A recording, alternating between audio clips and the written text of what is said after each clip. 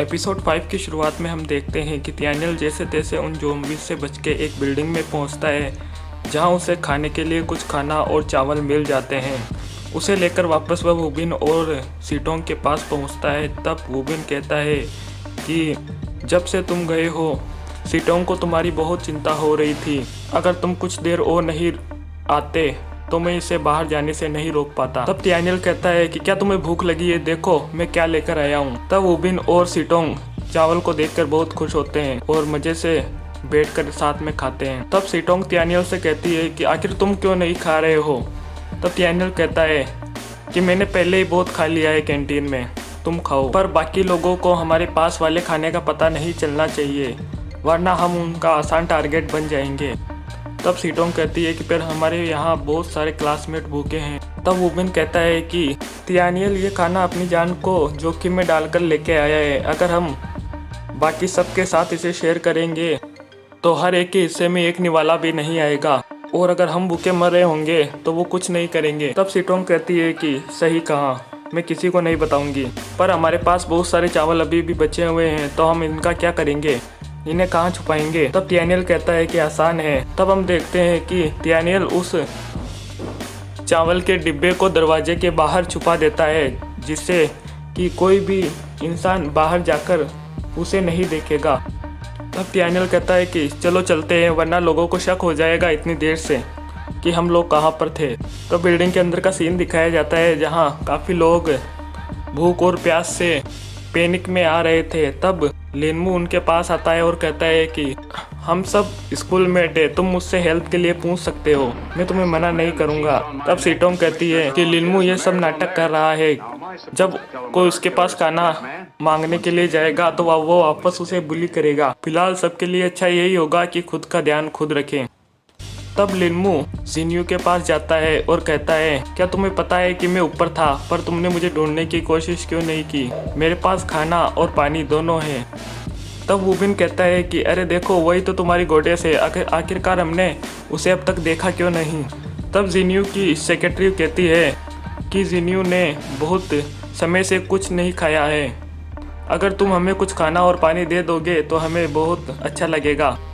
तब लिनमू उसे कुछ खाना दे देता है और कहता है कि जिन्यू यहाँ पर बहुत सारे लोग हैं, तुम्हारा यहाँ रहना खतरे से खाली नहीं है, क्या तुम मेरे साथ ऊपर चलना चाहोगी, मैं तुम्हारी रक्षा करूँगा। तब जिन्यू कहती है कि लिनमू खाना देने के लिए तुम्हारा शुक्रिया, पर मैं यहाँ सबके साथ रहना पसंद करूँगी। तब लिनमू जिन्यू का हाथ पकड़ लेता है और कहता है कि शर्माओ मत, मेरे साथ चलो। तब जिन्यू की सेक्रेटरी कहती है कि कुछ भी करने से पहले जिन्यू का हाथ छोड़ो, उसे दर्द हो रहा है। तब लिनमू सेक्रेटरी से कहता है कि आखिर तुम खुद को समझती क्या हो, मैं यहाँ जिन्यू से बात कर रहा हूँ, तुम्हें इससे कोई मतलब नहीं होना चाहिए, अगर वापस बीच में बोलने की कोशिश की तो अच्छा नहीं होगा। तब जिन्यू अपना हाथ छुड़ाकर लिनमू को एक जोरदार चमाटा मारती है और बोलती है कि तुमने मुझे खाना दिया, इसका मतलब ये नहीं कि मैं तुम्हारा हर ऑर्डर फॉलो करूँगी। तब लिनमू कहता है कि चलो देखते हैं तुम ये कितनी देर तक कर सकोगी, आखिरकार तुम्हें मेरे ही पास आना पड़ेगा और अपनी जान की भीख मांगनी पड़ेगी। और ये कहकर वो वहाँ से चला जाता है। तब जिन्यू की सेक्रेटरी कहती है कि क्या आप ठीक हो। तब जिन्यू कहती है कि सिस्टर होवा, यहाँ पर कोई नहीं है जिस पर हम भरोसा कर सके। तब वुबिन कहता है कि जिन्यू एक अच्छी लड़की है, क्या तुम्हें लगता है कि वो सारी एक्ट्रेसेस आगे बढ़ने के लिए अपने सेक्सीनेस का इस्तेमाल करती है। तब तियानियल कहता है कि नहीं, उनमें से बहुत लोग हार्ड वर्क भी करते हैं। तब सीटोंग कहती है कि आखिरकार तुमने जिन्यू की मदद क्यों नहीं की।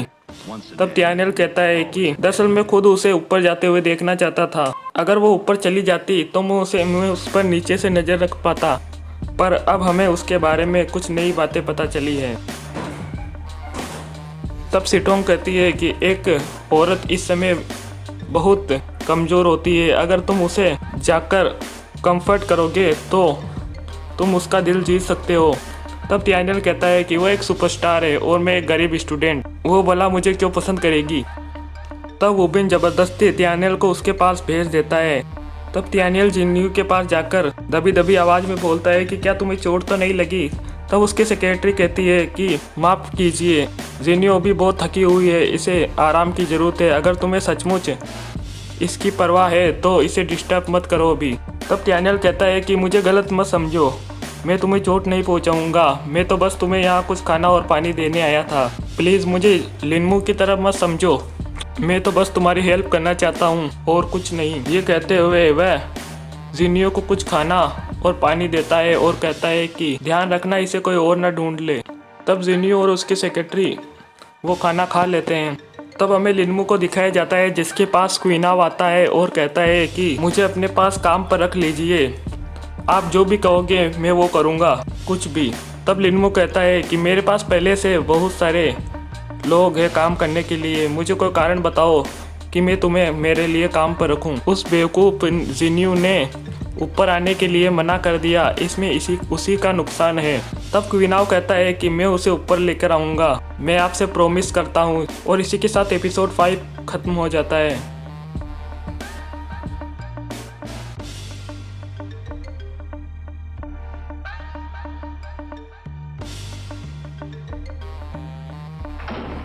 Man, the chief's on my neck, and the commissioners are on his, and the mayor's on theirs. Now, am I supposed to tell them that our killer is a dead man? Once a dead man, always a dead man.